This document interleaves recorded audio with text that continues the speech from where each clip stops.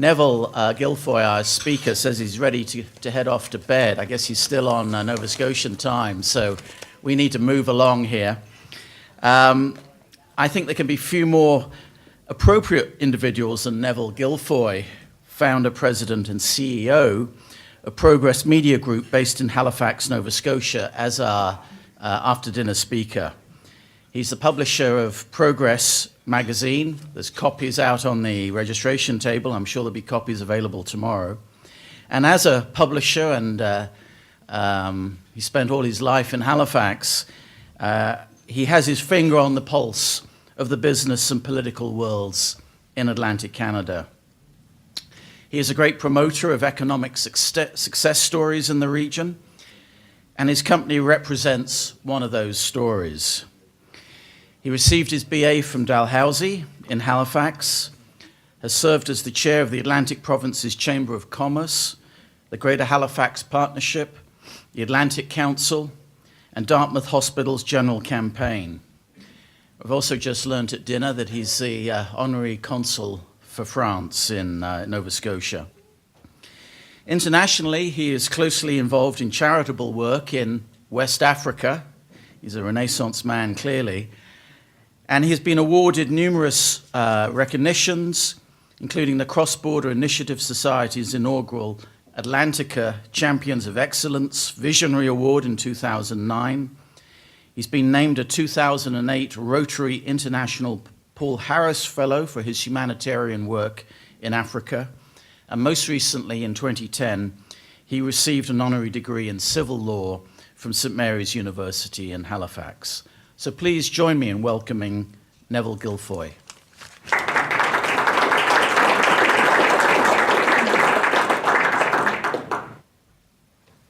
So I understand that I'm just between you and the coach and whichever sports playoffs you're going to be watching tonight. Basketball, hockey, in your case, Wade, nothing.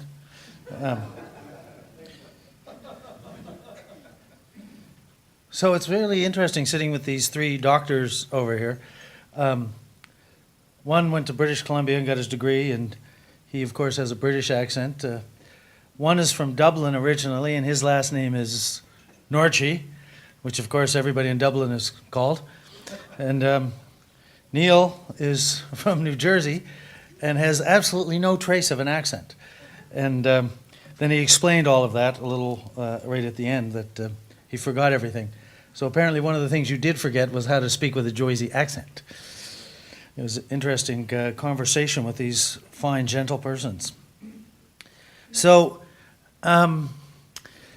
for probably 10 years ago, I was at a conference here in Bangor, and I've been pushing an agenda of collaboration between Atlantic Canada and Maine, particularly, for almost 20 years now. And I have given more than one breakfast talk or after dinner talk, and have always said, you know, that you should look this way, which that might be south, I don't know, but northeast, because opportunity there is extraordinary. And people like Tim Woodcock and Jonathan Daniels from the Eastern Maine Development Corporation at the time, John Holden, who was also at EMDC, and Wade Merritt, Perry Newman, a handful of other ne'er-do-wells. We were all pushing this agenda, but it didn't really seem to get any kind of traction. And eventually, Tim Woodcock said to me one day, he says, I've just invested 10 years of billable hours in this.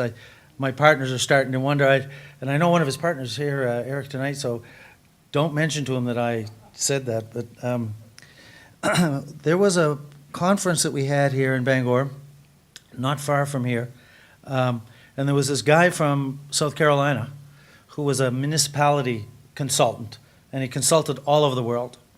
And he said to the collected group that day, I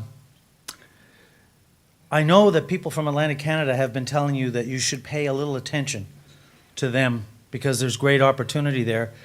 And then he said, but you all seem to be focused on Boston. You're standing there looking at Boston with expectant looks. Your future opportunities are there. And he said, I can tell you in all honesty, if there's anybody in Boston who actually ever thinks of you, they think you're still running around in loincloths. And I thought, well, that's a brazen thing to say in a room full of people from Bangor. But this is a few years ago, 5 years ago, I read an article, oddly enough, in Progress magazine, which, while I am the publisher, I'm not the editor, so sometimes we publish stuff that surprises me a little bit. And there was an article on oceans technology in St. John's, Newfoundland. And there was this fellow by the name of Captain Tony Patterson. And he's the CEO of Virtual Marine Technology, and it's a technology that came right out of Memorial University and is in commercial production now. And the company is doing very well. But at the time, it was just getting off the ground. And I recall this quote. He said, for a century, we've been looking west and south for our opportunity, and all along it was right behind us, the Atlantic Ocean. And I was remarking to my colleagues at the table tonight that I was at Dalhousie University when they built the Oceanography Center. And it was the least sexy thing anybody on campus had ever experienced. Oceanography, yeah, right. Big tanks, very, very weird people. And it was a sign that certain people at that university and their stakeholders understood what was really the priority for people in the eastern part of, particularly the northeastern part of North America, is the Atlantic Ocean. As I say, we've been pushing this agenda for close to 20 years and pushing to see more collaboration between businesses, universities, NGOs here and in Atlantic Canada. And I think we missed the boat in the early years because we didn't really see it beyond the 30,000-foot level. Like, we should all just be doing stuff together. Governor King would come to Halifax with a trade mission, and we'd all run around like we knew what we were doing, and we didn't. And it was, let's do something. Well, what? And when I was asked to come here and speak about this, and I asked, or speak to you, I asked, what do you want me to talk about? And they said, well, maybe just closer collaboration. But right now there's a topic of conversation that we should be much more engaged in collaboratively. And I know that there's some of it going on right now. But let me just talk a couple of minutes about what's actually happening in Atlantic Canada. And then if you wish, I can take a few questions. I know just enough now to be dangerous.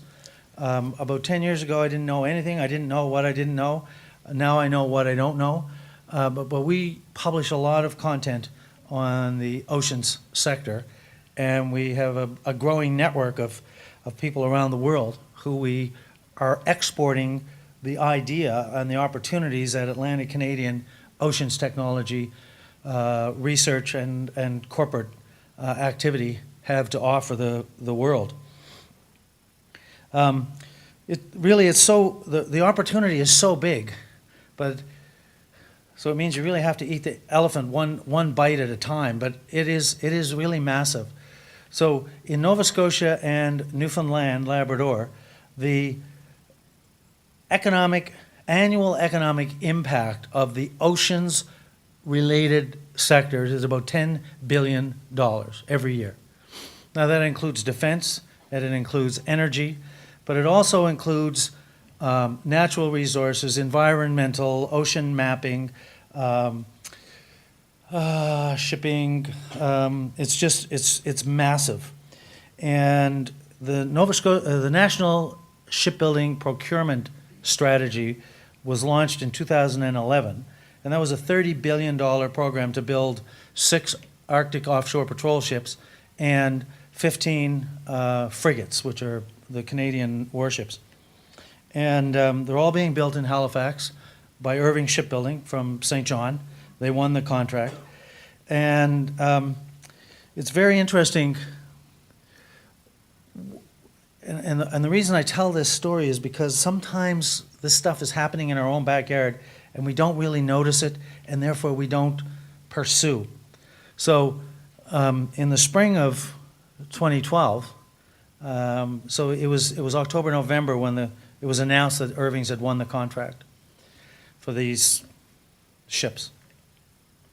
And Canada wants to build the most sophisticated ships in the world. Arctic Offshore Patrol, many of you would know this already. The Arctic is melting, it's moving. Navigational, defense, communications technologies have to be the most sophisticated of their kind ever invented. And the technologies that they're using right now to build these ships, they've begun the construction. They weren't even thought of, those technologies, 5 years ago. This is the most advanced Arctic technology for ships that you can have. And so it's a very, very big deal. And a friend of mine, retired school teacher, he taught thugs when he was teaching. You would have known them as sweat hogs. It's okay to call kids thugs, right? Apparently not here, because I didn't even get a smile out of you. Anyway, one of these thugs started a limo service, and he is now driving a limo for his student that he taught years ago. And he and I were having a glass of beer one night, and he says, yeah, I was bringing this couple in from the airport the other night in downtown Halifax. And he said their accent was very, very strong. He said, I thought they were a European couple. And he said, we were driving across the McDonald Bridge, and he said, I pointed to the left-hand side of the bridge to downtown. And I said, that's where your hotel is. He said, that's where your hotel is. That's where the restaurants and bars, that's where all the nightlife is. And he said, this woman in the creepiest tone ever said, we're not interested in the left-hand side of this bridge. We're only interested in the right-hand side of this bridge. Well, on the right-hand side of the bridge was where Irving Shipbuilding was beginning to rebuild, and the Department of National Defense was located. These were 2 engineers from Denmark who were cold calling the Irvings the next morning. They didn't have an appointment. They were going to the commissioner at the gate and asking to see somebody in the engineering department of Irving's. Now, I was in seeing the Admiral last year. He just happens to be somebody that I know. And so we're having a chat, and I was telling him this story. And he said, well, I've got one better. He said, I was sitting here. Now, this is the Admiral. This is the guy who represents the Canadian government on this project. He is the customer. And the CFB Halifax is the largest single military installation in Canada. It's just massive physically, it's massive money-wise. And the base commander, the person that just runs the base, his budget is $1 billion a year. Now, I know in American terms that's not a very big number. In Canadian terms, it's freaking big. So he said he got a call one day from the commissioner at the gate. They use the same security service, it's just different guys. And he says there's these 2 fellows here that are wanting to see the guy who's in charge of the Navy. And John Newton says, I'm not sure, we don't have any appointment, they're not in the book. And he said, no, they got out of a cab. Their English is a little rough, but it appears that they've been flying for a long time, and I don't think they have a hotel, and they really desperately need to see the person in charge of the Navy. So they went through a whole bunch of stuff, and they ended up, the admiral actually received these two lads who ended up being from Beirut. And they had read about the National Shipbuilding Procurement Strategy, and they got on a plane. They found out where Halifax was, and they got on a plane, and they flew for about 2,000 hours and got to Halifax, got off the plane, got on in a cab, and said to the cab driver, "Take us to the person in charge of the Navy." So he was so impressed with them that he arranged for them to come up to his office and listen to their story. And he said, "Well, I'm not the person that buys anything. I can't buy anything, but I'm so impressed with you cats that here's what I'm going to do." So he gave them the name of every company that was Irving and Irving Secondary and Tertiary. He gave them the names of every person who was a decision maker, and he gave them their email and their direct phone numbers and their cell numbers and a letter of reference. Now, about 6 months ago, I was down seeing an engineering firm in Halifax and said, "So how are you guys doing on the shipbuilding contract?" "Oh, the Irvings, they vertically integrate everything. They're not going to buy from us. We did have a chance to bid on something one day, but we never got around to it, so we think maybe we're out." Well, no kidding. This is like, the opportunities are massive, but you have to go. You have to get on a plane, you have to get in the car, and you have to go knock on the doors, and you have to show up. I think Dana talked about DefSec a little while ago. DefSec has got big American defense companies that come there, and they're not coming there because they need to meet the admirals and the colonels and the captains and all those people who project manage these projects. They're coming because they want to meet SMEs that have technologies and ideas and innovation, because that's what they desperately need. They don't have the ability to do all this themselves, and they need that. And this place is a smorgasbord of opportunity. It's just after Labor Day every year in Halifax. But you have to go and you have to knock on the doors.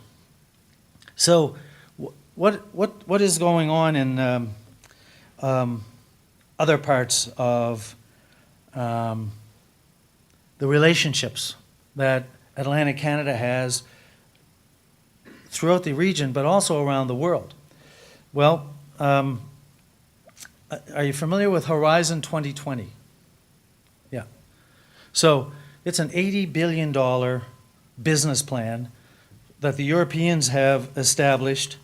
It's the biggest research and innovation program in the European Union's history, and it's essentially there to drive economic growth and to create new jobs. The $80 billion, it's the 80 billion euros over 7 years, and it's divided into sections. And each section, you can go on the website, and it contains the overall objectives, the respective calls for proposals, and the topics for each call. Now, for most people, if you're not in the ocean sector, if you're not in agriculture, whatever, this stuff is deadly, deadly, deadly boring. You could actually die reading this stuff. I'm not kidding you. It just so happens that we have employed a journalist who, before she got her journalism degree, became a marine biologist, and she loved this stuff. And she brought it to our attention and read it and wrote all kinds of stuff about it. And they do there are unbelievable research and innovation opportunities in all the sectors: agriculture, forestry, bio, food, health. But the ocean's tech sector is called Blue Growth. And this is, for 16 and 17, they're going to spend 16 billion euros.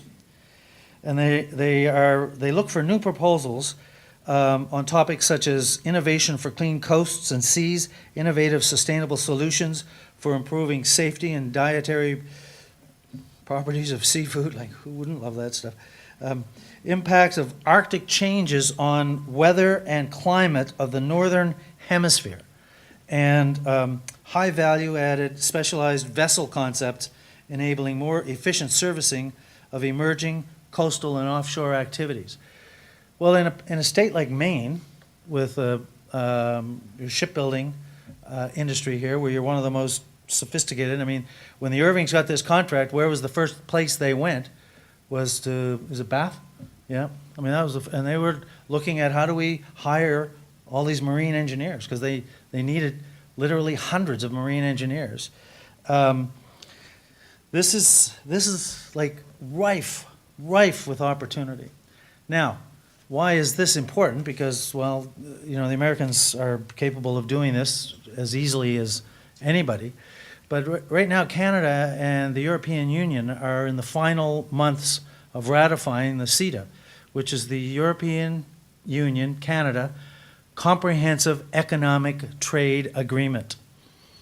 And unlike NAFTA, where you have Canada's trade regulations and the United States trade regulations and Mexico's trade regulations, and then you have this overarching agreement under which most things are function pretty well, but from time to time you may have to go to The Hague for a final decision.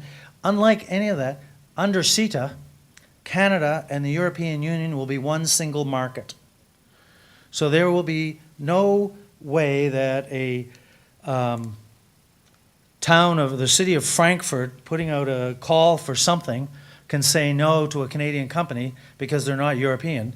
They are equal to the Europeans. And this is an extraordinary opportunity with Horizon 2020 and Blue Growth and partnerships with Dalhousie, with Memorial University, with more than 400 oceans tech companies that operate in Nova Scotia and Newfoundland, and all the NGOs, the Nova Scotia Oceans Technology Council of Nova Scotia, and there's several others in Newfoundland. So there's incredible opportunities here for collaboration in an area where this state is already well established. And this university, with its the only place for oceans law, to be trained in oceans law, is that even close to what you told me? Yeah, close. I didn't expect it to be exact. I wanted to give you an opportunity to say something, Charles. So, there's all this like stuff that's around us, and we don't see a lot of Maine license plates in Halifax. We don't see a lot of activity in that space, and yet if you think about this, Atlantic Canada and Maine, they're kind of like the linchpin of opportunity between NAFTA and the European Union. And when you put those two together, it's something like 800 million people. And with the ports and the access that you have to the rest of the United States, and the access that Atlantic Canada has to fairly large investments by government, which are reasonably stable and long-standing, we should be a whole lot further ahead in this area of growth than we are. And the Europeans, Loudus, are you a European or nothing? You're somewhere between a North American and a European, right? So if I say something about the Europeans, you won't be offended? You give me a pass? Yeah. All right, well, here, the thing is that the Europeans love Americans, but they don't necessarily love America. And so when they're given the opportunity to partner with Canadian companies and then use the Canadians' access under NAFTA into the American marketplace, they get very excited. They're very, very interested.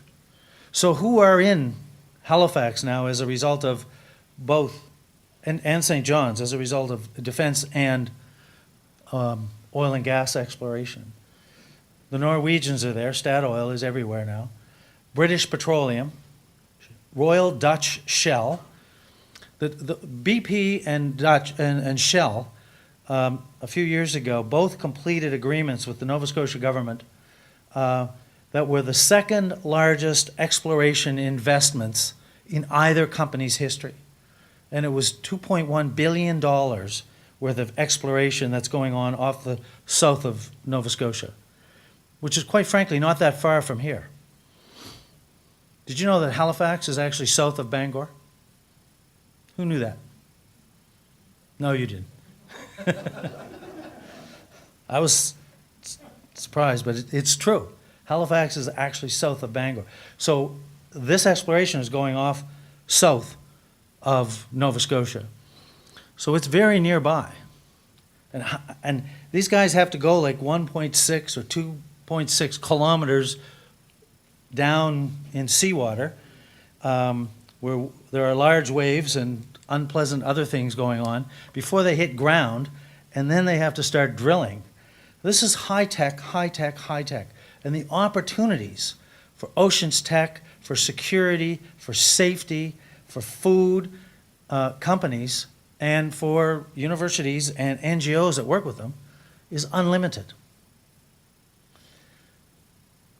The defense activity, it's phenomenal. And who are there? The Israelis are there. The Americans are there, but not the Mainers. The Danes, the Brits, the French. Huh? No, the South Africans and the Russians showed up, but they went down to Sydney and messed around with the tarpons. They're not involved. It's a whole other story. So the Europeans are there. The Middle Easterners are there. The big American defense companies, the aerospace and defense industry from Quebec, they're all there. And a lot of people in Atlantic Canada are standing around looking at it and saying, I guess there'll be more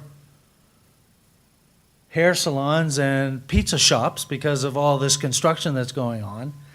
60% of that $30 billion is technology, innovation, training, engineering, simulation. It's all the brain power behind how these ships have to be built and how they're going to function. 40% of the cost is steel and blue-collar workers. And all anybody in the political realm or the media realm or the average Joe on the street thinks in terms of is 1,100 or 6,000 or 7,000 blue-collar jobs. But it's the science that's needed, the science that's here at this university. And it's almost all oceans-oriented. The opportunity is mind-boggling. And not only that, but even if you're not able to provide a mission system service, if you go and you network with these companies, network with them just like you would network with people here. You go and you network and you show up and you show up and you show up and you knock on some doors and you ask questions and you take great notes and you go back and you talk to your people and then you go back and you just keep working it, and eventually you get an opportunity. And the opportunity may not be in that defense contract. The opportunity may be that somebody says, well, you know what, I really like you and I like what you're doing, and my colleague over in Malaysia is working on a project right now. Why don't we get you on a plane and get you over there because you can help them. You get into their value chain. And these companies have massive, massive value chains. And they're wide open for business. They are absolutely wide open for business. But you got to knock on the doors like the Lebanese guys did and like the Danish people did. You got to show up. And that's one of the things that we just simply don't see enough of out of Maine. You got to show up. Get on. Do you know how far it is from here? I just drove here, so I know exactly how far it is. It's 6 hours and a half. If the guy at the border doesn't get really interested in you, it's not a big deal. And I rolled into the hotel tonight, and then I came here tonight, and you all are just like us. We're the friendliest people on the planet. We say, hi, how are you doing? Let's talk about the weather. That we all do that. You do it here, we do it there. We fit in each other's world perfectly. So over there in Newfoundland, there's a university called Memorial University. And many, many years ago, they launched the Marine Institute. Now, some of you here, not casting any aspersions, Neil, are pure scientists and pure researchers. And Memorial University has its share of those. But the Marine Institute launched a series of stations around Newfoundland where applied research was being undertaken. And in the town of Holyrood, everybody knows that place, right? Nope. There's no reason why you should, unless you're in the world of oceans technology. You should know about the town of Holyrood. They're growing so fast in the ocean tech world that they will eventually, if not completely, they will be at the same level as Woods Hole for oceanographic research and the final word in oceans technology science. This small little town, and they've got a bay, and then you go out the mouth of the bay and you are in the North Atlantic Ocean. So the harshest, coldest, meanest, highest waves, biggest icebergs, nastiest animals, it's all there, and there's nothing in the ocean that you cannot test in Holyrood. Any equipment, sonar, radar, blah, blah, blah, blah, all that nasty stuff. And a few years ago, this division of the Marine Institute did $28 million in applied research contracts from companies around the world in Holyrood. That number is probably going to eclipse $50 million this year. So it's a handful, literally a handful of scientists who are attached to Memorial University, out 45 minutes away, and they're doing all this unbelievably advanced oceans research and testing and building, and making enormous amounts of money for their respective organizations. And Holyrood has now become very engaged in what it is that a town, if it gets its act together, can do to take advantage of this. So, for example, the educational system is changing so that kids in primary are being introduced to the Marine Institute in Holyrood. Entrepreneurs are given special treatment if they want to go into commercializing the science that's coming out of Holyrood. A couple of years ago, we did a piece. Well, this guy is the chief administrative officer for the town of Holyrood, and he is the person that's driving this whole agenda. And we published that article, and within a month, he was being interviewed by every major oceans media outlet in the world. He's been interviewed in German, in Portuguese, in Spanish, in Russian, and there are hundreds and hundreds of people from countries around the world who have come to visit with this person and his teams in Holyrood. So there's an example of an organization, like a small town with a natural asset and access to the university. Does it even sound remotely familiar? And they're turning it into enormous wealth. And they're going right down into the homes and saying, your kids need to be thinking in terms not of being an RCMP officer, the Mounties, or a school teacher. They need to be thinking of a career in oceans technology. That's the future for people like us. And that is having a monstrous change and a monstrous impact on that community. And I was driving down here today, and my colleague back in Halifax got off the phone with this guy that I just showed you. And he said, his name is Gary, and my guy said to him, I wish Neville was here. He'd like to talk to you, but he's on his way to Maine to speak at an oceans event. And he said, "Oh my God, if I had known he was going there today, I would have flown to Halifax and driven down there with him to meet those people." Now this guy's got a network that's expanding around the world. 5 years ago, he wouldn't even have thought that way. But because he has connected with all these people in the oceans world, he now thinks, I'm going to take that 45-minute drive into St. John's, I'm going to get a flight to Halifax, and then I'm going to get a car and drive 7 hours with Gilfoy to meet you people. He wants to come here and meet with you so that their technology and their opportunities can be expanded throughout the United States. Does that not seem like an opportunity? And I can tell you, this guy, when he calls people around the world in the ocean sector, they take his calls. They don't call him back, they take his calls. And that, 5 years ago, that place was nothing. It was Holyrood.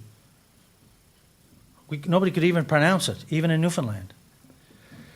And yet here it is on an incline to be competitive with Woods Hole, which is one of the top 3 oceans technology centers in the world. That's the opportunity that Atlantic Canada offers. And they're so nice that when you arrive, you'll probably end up having supper in somebody's house.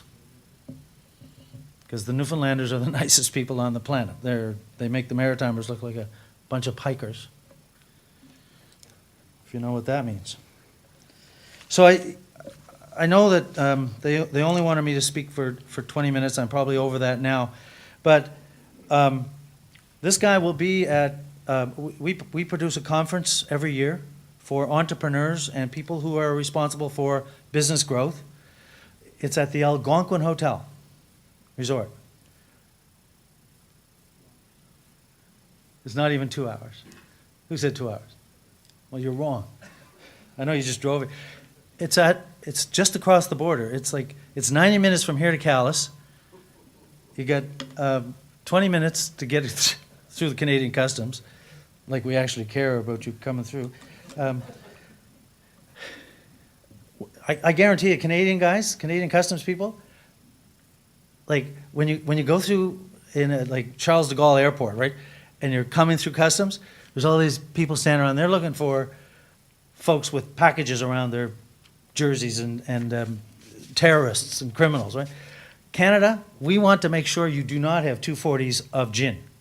That's our #1 priority for our customs people. So just don't bring, and by the way, if you have them, don't tell them you bought them at the duty-free in New Hampshire, because they don't sell 40 ounces there. And those guys at customs know that. Like, this is their biggest trick in the world. Did you get that in New Hampshire? Yeah, that's where I got it. Boom, over you go. Anyway, getting across the border is not an issue. It's a treat. And less than 10 minutes later, you're at the Algonquin. Gary Corbett's going to be there. He wants to meet you. Connecting. It's the only way business gets done. If you don't show up, you already know what the answer is. That's pretty much all I have to say, Dr. Hornsby. There's a tremendous more going on in Atlantic Canada, and I wasn't 100% sure what you wanted to hear tonight, but obviously the message is, if you show up, something is going to happen. I can't tell you what, but I promise you something will happen. Thank you very much. I think Neville has shown up.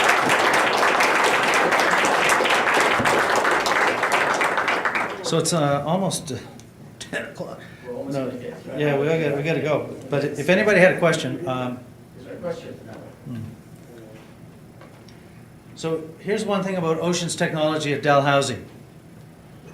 They have more Oceans PhDs than any place in the world. Like, they're serious about Oceans Technology at Dalhousie. Easy to get to.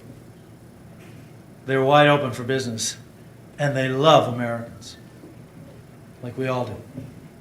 Sorry. Thank you. Yeah, my appreciation.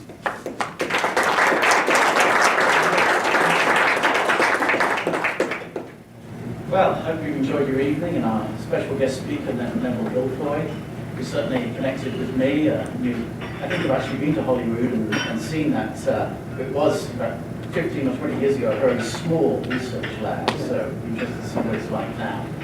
But it's been a very interesting evening, and we've got a lot to look forward to tomorrow. So I hope to see you all at breakfast, which starts at 8 o'clock, and the sessions start at